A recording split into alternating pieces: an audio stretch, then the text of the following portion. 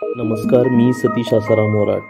पुस्तक परिचयमध्ये घेऊन आलोय तुमच्यासाठी खास पुस्तक मी अल्बर्ट इलिस, त्यामधील पान क्रमांक 81, भाग 4 मधील 3. पुस्तकाची लेखिका आहे डॉक्टर अंजली जोशी.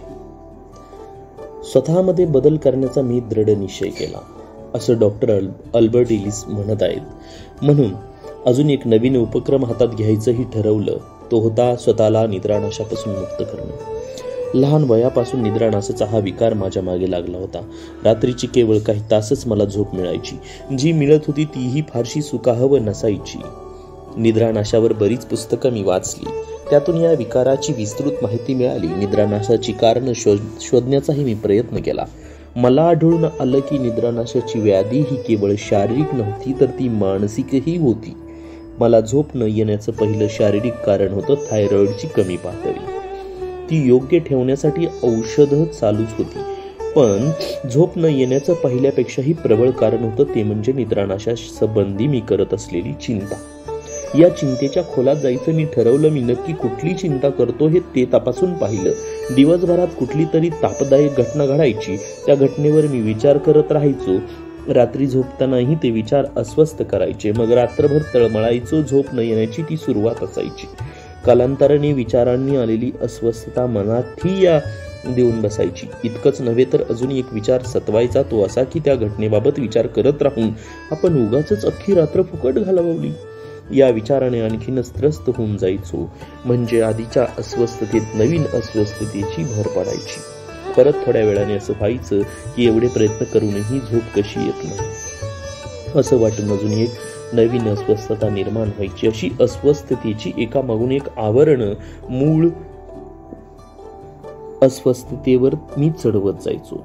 अस्वस्थतेची ही आवरणं प्रथम दूर करायला हवी होती, तरच मूळ अस्वस्थतेचं निर्मूलन कसं करावं या प्रश्नाचं प्रक्षुब्ध न होता विचार करता आला असता.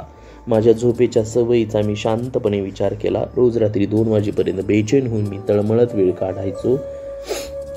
कंठायचो, पण झोप लागायची नाही. ती नाहीच. हे निव्वळ शारीरिक कारणांमुळेच होतंय असं म्हणणं कठीण होतं. वास्तविक रात्री 2 नंतर तरी मला झोप लागायला हरकत नव्हती, पण तरीही ती का लागत नव्हती याचं उत्तर मी शोधून काढलं.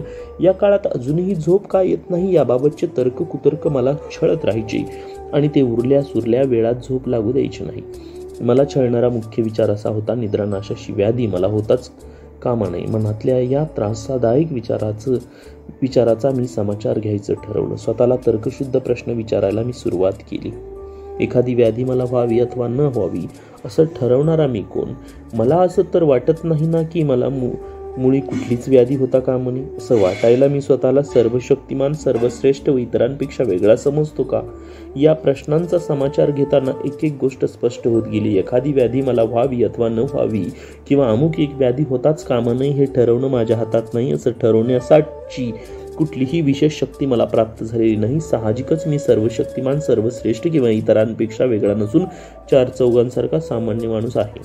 निद्रानाशाची व्याधी मला झाली तर बरं असं म्हणणं अवास्तव नाही, पण ती होताच कामा नये हा विचार मात्र अवास्तव आणि निराधार आहे.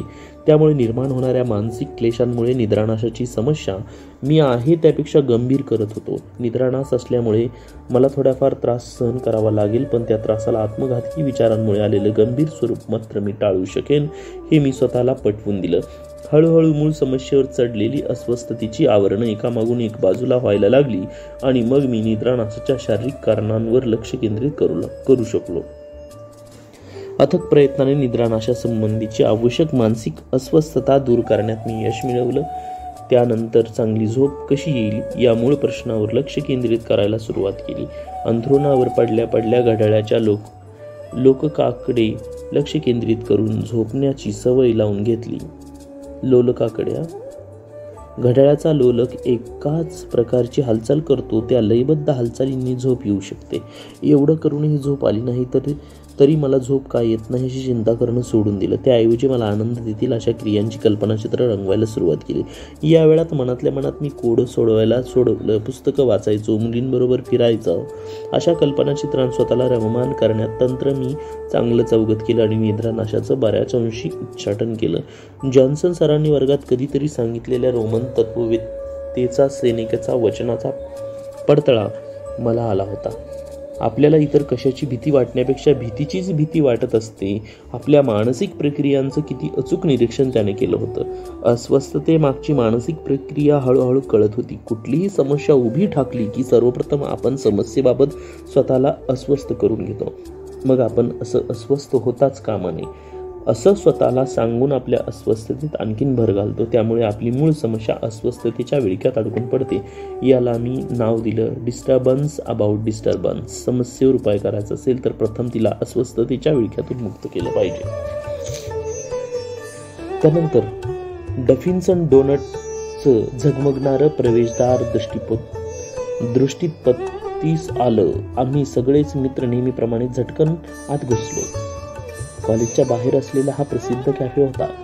इथलं फास्ट फूड लोकप्रिय होतं. इथल्या कॅफेमध्ये प्रवेश करताना प्रवेशद्वारापाशीचे कार्ड घ्यावं लागायचं. त्याला तिकीट असं म्हटलं जायचं. ते मोफत असायचं. कॅफेमध्ये जे खाद्यपदार्थ मागवले जायचे त्याच्या यादीची आणि बिलाची नोंद त्यावरच व्हायची. बिलाचे पैसे भरल्यानंतर कॅफेतून बाहेर पडताना तिकीट दाखवून पैसे भरल्याची नोंद तपासली जायची. त्यानंतर बाहेर पडता येते. कॅफेमधल्या या पद्धतीची माहिती मला कॉलेजच्या मित्राकडून पहिल्या सेमिस्टरलाच कळली होती. आश्चर्यानंतर मित्रांनी फटाफट ऑर्डर केली. त्यांच्या खिशातून पैसे खळखळत होती. अल्बर्ट काहीतरी घे ना, सर्व मला आग्रह करत होते. फ्राईज, पोटॅटो वेजेस, सँडविचेस, फ्रेंटीज एक-एकचा ऐवज टेबलावर यायला लागला. अल्बर्ट निदान कॉफी तर घे. मधुमेहामुळे माझ्या खाण्यानं पथ्ये त्यांना माहीत असल्याने ते कॉफीचा जोरदार आग्रह करत होते. माझी आधीच पैशांची कडकी होती. खिशात जेमतेम 10 सेंटेन्स होते. ते विनाकारण खर्च करणं जीवावर आले होतं. पण कॉफीला नाही म्हणणंही मुश्किल व्हायला लागलं. मी नकार द्यायला मित्रांचा आग्रह एवढंच कारण नव्हतं. खरं कारण वेगळंच होतं. काहीही खाद्यपदार्थ न घेता तसाच बसून राहिलो तर प्रवेशद्वाराशी असलेल्या कॅशियरला मी फुकट्या आहे हे कळून येईल आणि मित्रांमध्येही नाचक्की होईल अशी भीती मला वाटत होती. कुणी काहीही म्हणायला नको म्हणून फारशी भूक नसताना मी 10 सेंटच्या अन्यत्र गरज असताना अखेरीस मी ते कॉफीसाठी खर्च केले. बिनाअखेरच्या त्या कॉफीचे घोट मुकाटपणे गिळले. कॉफी पिण्याचा आनंदही मी घेऊ शकलो नव्हतो कारण वायफळ खर्च केल्याची टोचणी लागल्यामुळे जिभेवर कडू चव रेंगाळत होती. कॉलेजमधून घरी आल्यानंतरही दुपारचा प्रसंग आठवून बेचैन वाटत होते. खरं तर त्या प्रसंगात विशेष काहीच नव्हतं. हे नेहमीच होतं. आधी वायफळ खर्च करायचो आणि मग त्याची टोचणी लागून राहायची. आता मात्र ही टोचणी थांबायचीच असा निर्धार केला. स्वतःची प्रत्येक कृती तपासून पाहिली. गरज नसताना खर्च का करत होतो याचं उत्तर शोधताना मनात ठाण मांडून बसलेलं विचार मी बाहेर काढले. ते होते लोक काय म्हणतील, कॅशियर काय म्हणेल किंवा मित्र काय म्हणतील. ते विचार मनात अहोरात्र ठाण मांडून बसल्यामुळे मी वायफळ खर्च करत होतो. या विचाराची पाळमुळं खणून काढायची मी ठरवलं. लोकांची प्रशंसा वा मर्जी संपादन करणं, निदान त्याची नाराजी ओढून न घेणं हे जीवनात अत्यावश्यक होतंच का मी ते अत्यावश्यक करून घेतलं होतं. ते काय म्हणतील याचा दिवस रात्र विचार करून स्वतःला बेचैन करून घेण्या एवढं महत्त्व त्यांच्या म्हणण्याला मी निश्चितच नव्हतं. लोकांची मर्जी सांभाळण्याच्या नादात स्वतःला काय हवं आहे आणि काय नको याचे मला विसर पडायला होता. मी स्वतःला मिटवून घेत होतो. ज्यांच्या बोलण्यासाठी मी एवढी किंमत मोजत होतो ते लोकच बोलणं तरी सुसंगत किंवा स्थिर होतं का? मी काहीही केलं, अगदी चांगल्या हेतूने केलं असलं तरी मित्र नाव ठेवणारच नाहीत याची खात्री नव्हती. कुठल्याही कृतीला लोक दोन्ही बाजूने बोलत असतात असा माझा अनुभव होता. चूक हळूहळू लक्षात यायला लागली. इतरांवर प्रभाव पाडणं आणि त्यांनी आपल्याला चांगलं म्हणण्यासाठी प्रयत्न करणं यात चूक काहीच नव्हती. पण लोकांनी चांगलं म्हणायलाच पाहिजे असा दुराग्रह धरून मी माझ्या स्वत्वाला मुरड घालत होतो. मनाची कवाडं बंद करून घेत होतो. इथेच चूक होत होती. लोकांनी चांगलं म्हणण्यासाठी मन मारण्याची खूप मोठी किंमत मी चुकवत होतो.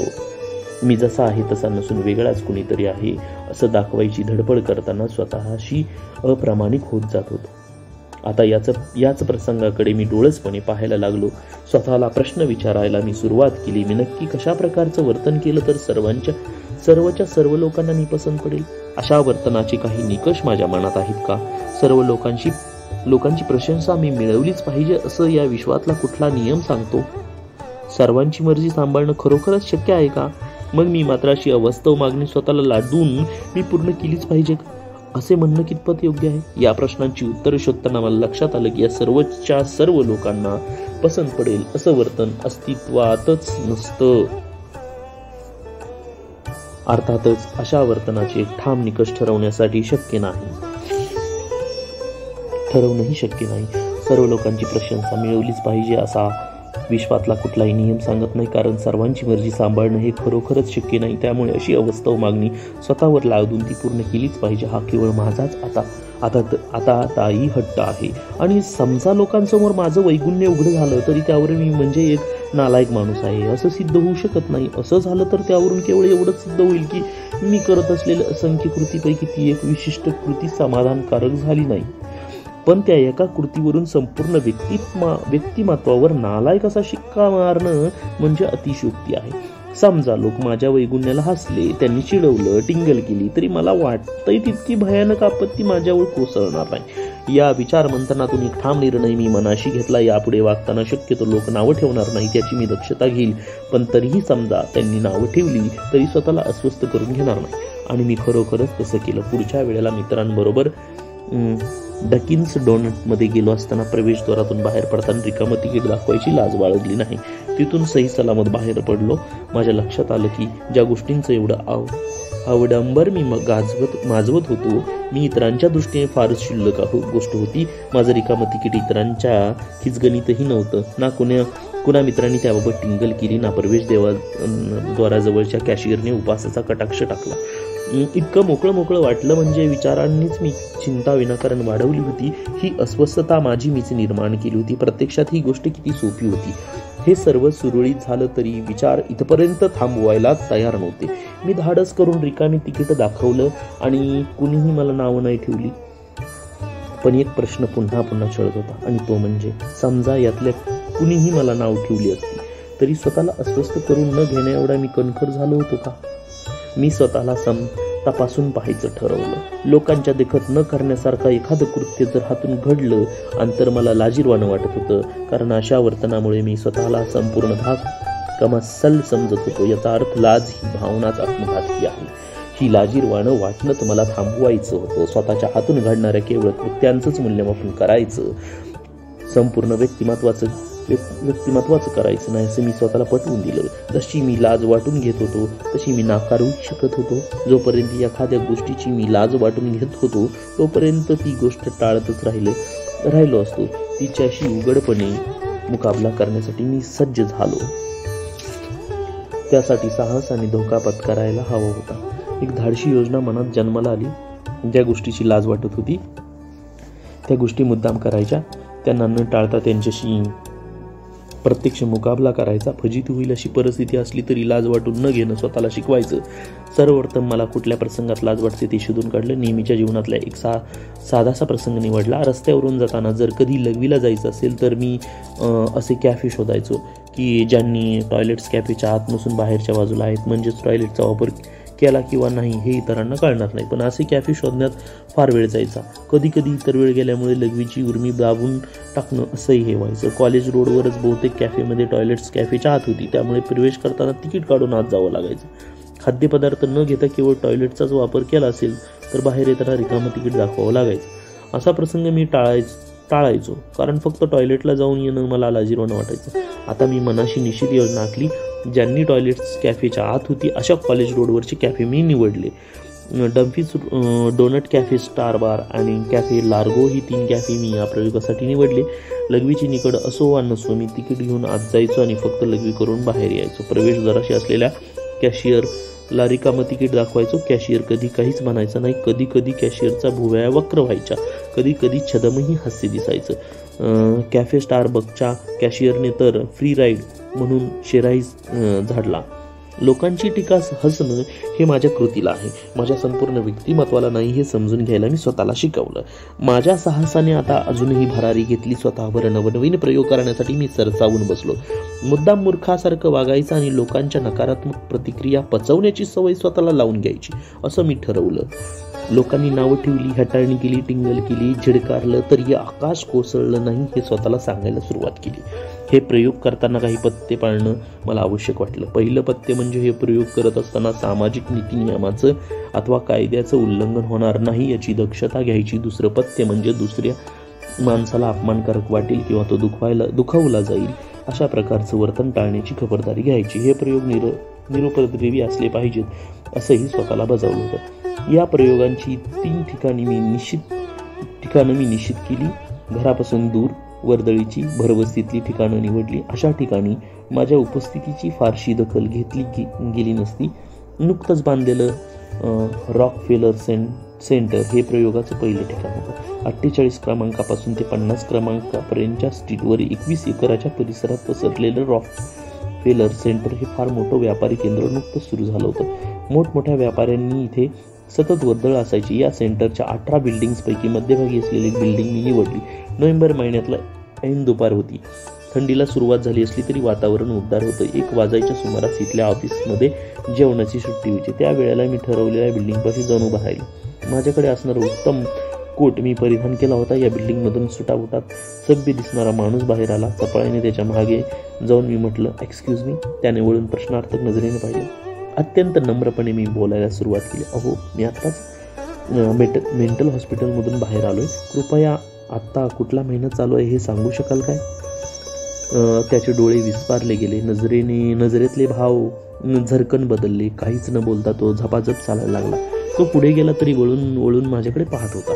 त्या बिल्डिंगवरून दुसऱ्या बिल्डिंगकडे मी मोर्चा वळवला. यावेळी स्वतःच्या तंद्रीत रमतगमत जाणाऱ्या माणसाला मी पकडलं. एक्सक्यूज मी म्हटल्यावर तो तंद्रीतच थांबला. पण प्रश्न ऐकल्यानंतर मात्र त्याची तंद्री खाडकन उतरली. नोव्हेंबर असं तुटक उत्तर देऊन तोही तात्काळ दूर झाला. तिथे असलेल्या चॅनल गार्डनच्या जवळ अजून एक माणसाला मी पकडलं. त्याने मला आपादमस्तक निहाळलं आणि ए मॅनचॅप, महिना कसला विचारतोस? मेंटल हॉस्पिटलचा पत्ता विचार आणि तिथेच परत जा असं म्हणून जोरात हसत खिल्ली उडवली. या सर्व प्रतिक्रिया नकारात्मक होत्या, पण इतरांनी नकारात्मक प्रतिक्रिया देणे हे वाटतं तेवढं भयानक नाही हे मला पटलं होतं.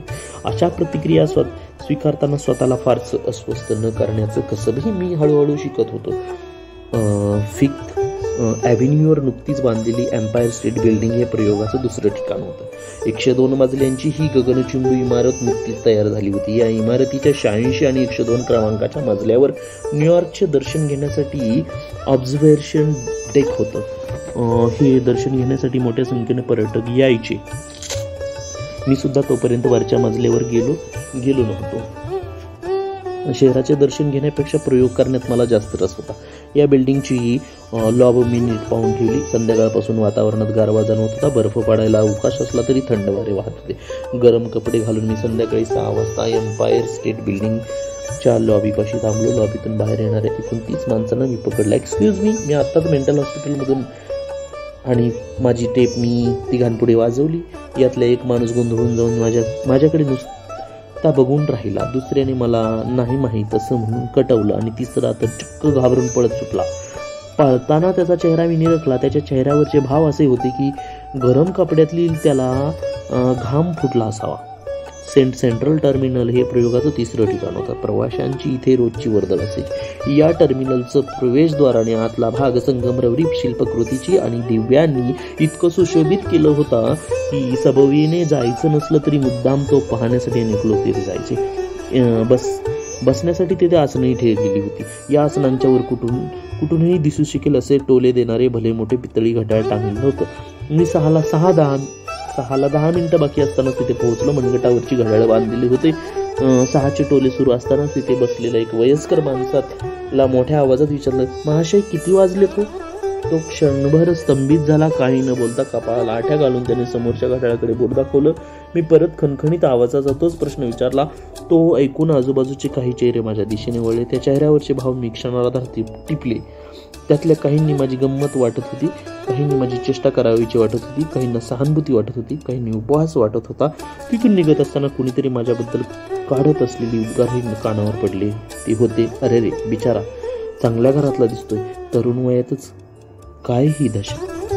या प्रयोगांमुळे स्वतःबद्दल लाज न बाळगता कुठल्याही प्रकारच्या अनुभवाला तोंड द्यायला मी शिकत गेलो. माझं वागणं मूर्खासारखं, वेड्यासारखं आणि हास्यास्पद असलं तरीही ते केवळ वागणं आहे. त्यामुळे मी मूर्ख, वेडा, हास्यास्पद ठरत नाही, ते स्वतःत मुरवत गेलो. जर मी मूर्ख, वेडा, हास्यास्पद नसेल तर स्वतःची लाज वाचवून घेण्याचं कारण नव्हतं आणि खरोखरच लोकांच्या प्रतिक्रिया नकारात्मक असल्या तरी त्यातून स्वतःला अलगद बाहेर काढण्याची सिद्धी मला प्राप्त झाली. या सिद्धीचा प्रत्यक्ष व्यवहारातही फायदा झाला. पॅन्ट मॅचिंगच्या व्यवसायात गिरायकांशी बोलण्याचा प्रसंग वारंवार येत होता. मॅथ्यू बरोबर बोलताना तर ही सिद्धी फारच उपयोगी पडली. मॅथ्यू आमच्या पॅन्ट्स विकत घ्यायचा खरा, पण प्रत्येक वेळी क्षुल्लक गोष्टीवरून हुजत घालायचा. पॅन्टचा रंग, पोत यावरून आकाश पाताळ एक करायचा, शिवीगाळ करायचा, उर्मटपणे अपमानकारक बोलायचा, आम्हाला कमी लेखायचा. त्याच्याशी व्यवहार करण्याचा प्रसंग आला की मी अस्वस्थ व्हायचो. त्याच्याशी प्रत्यक्ष बोलण्याचा प्रसंग आला की पॉलला पुढे करायचो. मॅथ्यूची मनधरणी करणं, विनवणं, आपलंच मुद्दा पुढे रेटणं या बाबी स्वतःच्या अख्ख्या रीतीतल्या नाहीत अशी समजून मी करून घेतली. आता मात्र मॅथ्यूशी व्यवहार करताना पूर्वीची अस्वस्थता बरीचशी कमी व्हायला लागली. मला काय येतं आणि काय नाही हे अनुभव घेण्याअगोदरच ठरवण्याची चूक लक्षात आली. पॉलला पुढे करणं म्हणजे तो अनुभव टाळणं, अनुभव घेण्याचं नाकारणं. हा अनुभव जर नाकारला तरी विकास होणार नाही असा विचार करून मी आपणहून मॅथ्यूशी संवाद साधायला सुरुवात केली. It's good. मॅथ्यूने कितीही नगण्य लेखलं तरी संपूर्णतः नगण्य होत नाही याची मला खात्री पटली होती. त्यामुळे मॅथ्यूसारख्या इतर गिरायकांशी व्यवहार करतानाही या सिद्धांताचा वापर मी यशस्वीपणे करायला लागलो. या साहसी प्रयोगांना मी नाव दिलं शेम अटॅकिंग एक्सरसाइजेस. सेम अटॅकिंग एक्सरसाइजेसमुळे माझा कस लागला होता. सगळ्या प्रकारच्या अनुभवांनी सैर करायला मी शिकलो होतो. धोका पत्करून त्यातून निभावून न्यायलाही शिकलो होतो. हे शिकताना माझेच आतले कप्पे उलगडले होते. हे शिकलोच नसतो तर हे कप्पे उघडण्याची कधी वेळच आली नसती. या कप्पे उघडण्याच्या प्रक्रियेने मला संपन्न केलं होतं. कॉलेजच्या शेपर्ड हॉलच्या बेसमेंटमध्ये कॅफेटेरिया होता. त्यातल्या एका कानोड्यात कॉलेजच्या मुलांचा अड्डा असायचा. या अड्ड्याला नाव पडलं होतं पॅन्थर गँग. पॅन्थरमधली मुलं आशिया, आफ्रिका, युरोप अशा विविध खंडातली, विविध धर्माची आणि विविध संस्कृतीतली होती. काही स्थलांतरित होती तर काही स्थानिक प्रदेशातली होती. त्यांच्यामध्ये एकच समान गोष्ट होती, ती म्हणजे इथे येणाऱ्या प्रत्येक मुलाला काहीतरी सांगायचं असायचं. मी पॅन्थरमध्ये सामील झालो. अनेक विषयांची माहिती इथे बसल्या जागी मिळायची. कॉलेजच्या लेक्चरमध्ये इथल्या चर्चाचा मला जास्त प्रिय वाटायला लागल्या. राजकीय विषयांवरच्या गप्पा, चर्चा, मतं इथे रंगायची. अटीतटीचे वादविवाद व्हायचे. लिओन ट्रॉट्स्कीची मार्क्सिझम्स श्रेष्ठ का, स्टॅलिनचा मार्क्सिझम्स यावर तर कधी कधी अक्षरशः हबरीतुंबरी व्हायची. माझ्याही विचारांना नवनवीन धुमारे फुटायला लागले. ते विचार मी त्यांच्याची हिरिरीने मांडायला लागलो. पॅन्थर मधल्याच काही मित्रांमुळे एका नवीन संघटनेशी माझा परिचय झाला. या संघटनेचं नाव होतं young America and new America. या संघटनेत मी सामील झालो. ही स्थानिक संघटना एका संगीताच्या शिक्षकांनी चालू केली होती. तिचा मुख्य उद्देश अमेरिकेची आर्थिक परिस्थिती सुधारणं हा होता. या संघटनेला परदेशातल्या संघटनांशी संबंध ठेवण्याची अजिबात इच्छा नव्हती. आपल्या देशातल्या साधन सामग्रीचा उपयोग करून देशाची प्रगती घडवून आणणं हे तिचं ध्येय होतं. मार्क्सवादी विचारवंतांच्या सैद्धांतिक मार्गात तिला काहीच स्वारस्य नव्हतं. किंबहुना ही संघटना मार्क्सवादावर कडक टीका करायची.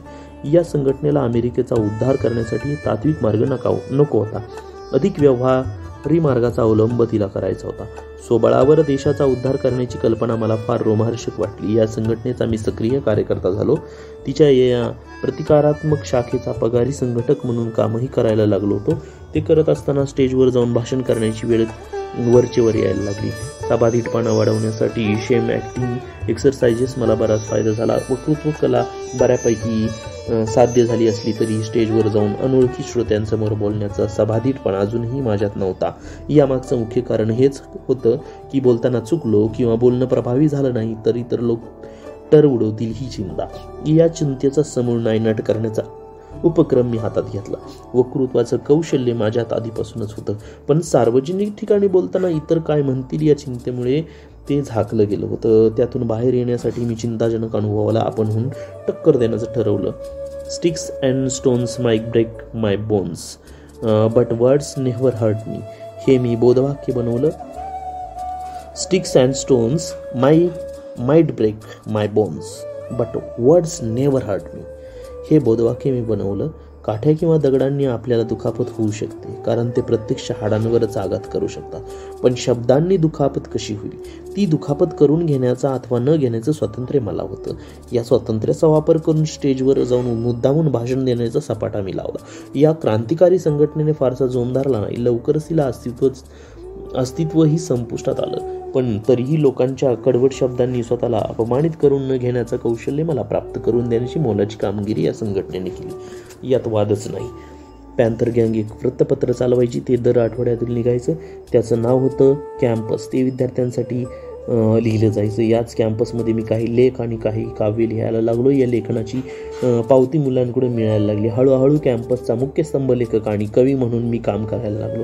मनात खदखदणारे बंडखोर आणि धाडसी विचार आडपडदा न ठेवता मी थेट लिहायचो. कॉलेज विद्यार्थ्यांमधली कामभावना हा मी लिहिलेला कॅम्पसमधला लेख इतका गाजला की त्या आठवड्यात ज्याच्या त्याच्या हातात कॅम्पस दिसत होतं. त्या लेखाच्या धुंदीत मी तरंगत होतो आणि अचानक ही धुंदी खाडकन उतरली. कॅम्पसमध्ये तू लिहित असलेले लिखाण आक्षेपार्ह असल्यामुळे कॉलेजला त्याची गंभीर दखल घ्यावी लागत आहे. तुझ्यावर केली जाणारी कारवाई योग्य वेळी कळवण्यात येईल. कॉलेजच्या पदाधिकाऱ्यांकडून मला नोटीस आली. माझ्या लिखाणातला जहालपणा त्यांच्या पचनी पडला नव्हता. त्यासंबंधी निर्णय घेण्यासाठी त्यांची मीटिंग घेतली. तुझ्यावर आरोप आहे की तू लैंगिक गोष्टीबाबत कामुक आणि भावना भडकावणारं लिहितोस. आपलं कॉलेज हे सभ्य मुलांचं कॉलेज आहे. कॉलेजमधल्या मुलांना तू वाईट चालीला लावतोस म्हणून कॅम्पसमधलं तुझं लिखाण आजपासून बंद करण्यात येत आहे. आजवरच्या लिखाणाची शिक्षा म्हणून उद्यापासून 2 आठवडे कॉलेजमध्ये प्रवेश करण्यास तुला मनाई करण्यात आलेली आहे. मला बाजू मांडण्याची संधी न देताच पदाधिकाऱ्यांनी मीटिंगमध्ये बोलावून घेऊन त्यांचा निर्णय सुनावला. हतबद्ध होऊन मी मीटिंगमधून बाहेर पडलो. पदाधिकाऱ्यांशी मला बोलता आलं नव्हतं. मग मी स्वतःशी बोलतच राहिलो. एखादा विचार मनात पटला किंवा आवडला नाही तर तो स्वीकारू नये, पण तो विचार प्रकटही होता कामा नये हा निर्बंध अजब आहे. विचारांचा मुकाबला विचारांनीच व्हायला पाहिजे. सत्तेचा वापर करून आपल्याला केवळ हवे तेच विचार पसरवण्याची सक्ती करणं अन्यायकारक आहे. लैंगिक गोष्टीबाबत मी जे लिहितो ते सर्व खरं आहे. त्यात काही असभ्य आहे असं मला मनापासून वाटत नाही. खरं असं आहे की सर्वांच्या संभावितपणाचा बुरखा मी टराटर फाडतो म्हणून सर्व घाबरतात, कारण स्वतःच्या खऱ्या भावनांना भिडण्यासाठीही धाडस लागतं. लग्न न झालेल्या माझ्यासारख्या कॉलेजमधल्या मुलांची वास्तविक पंचायत होती. लग्न होईपर्यंत प्रत्यक्ष लैंगिक वर्तन करायला रूढप्रिय समाजाची संमती नसते. कामभावना तर पौगंडावस्थेपासूनच जागृत झालेली असते. लग्न होईपर्यंतच्या दीर्घ कालावधीत ती शमवायची कशी याबाबत मात्र कुठल्याच परंपरेत उत्तर नसतं. उलट स्वतःची कामवासना दडपून टाकून लग्न होईपर्यंत ब्रह्मचर्याचा पुरस्कार करावा याबाबत दडपणच जास्त तीव्र असतं. पण ब्रह्मचर्य पाळून शरीराची आणि मनाची हानी विनाकारण का करून घ्यायची? किंवा पौगंडावस्थेपासूनच तीव्र लैंगिक भावना निसर्ग आपल्यात का जागृत करतो? यापैकी एकाही प्रश्नाचं तर्कशुद्ध उत्तर कुठल्याच धर्मग्रंथात लिहिलेलं नसतं. मग लैंगिकदृष्ट्या परिपक्व असलेल्या माझ्यासारख्या मुलांनी लैंगिक उर्मी शमवण्यासाठी मार्ग तरी कुठला शोधायचा? मी लेखात लिहिलंय की कामवासना नैसर्गिक आहे. ती ओळखली नाहीत किंवा दडपून टाकली तर त्यामुळे जास्त मानसिक हानी होईल. कामतृप्तीचे योग्य मार्ग शोधण्यावर भर द्या. कामवासनेची तृप्ती करण्यासाठी आपल्यासारख्या अविवाहित कॉलेजवरील मुलांसमोर फक्त 2च पर्याय शिल्लक राहतात: हस्तमैथुन करणं आणि चोरटे शरीर संबंध ठेवणं. चोरट्या शरीर संबंध धोका तर आहेच, शिवाय रोगराई होण्याची भीती आहे. त्यापेक्षा हस्तमैथुनाचा पर्याय हा जास्त श्रेयस्कर आहे. कोणालाही त्रास न देता किंवा अन्य व्यक्तींशी संबंध न येता हस्तमैथुनाद्वारे कामतृप्तीचा आनंद आपण स्वतःचा घेऊ शकतो, किंबहुना प्रत्यक्ष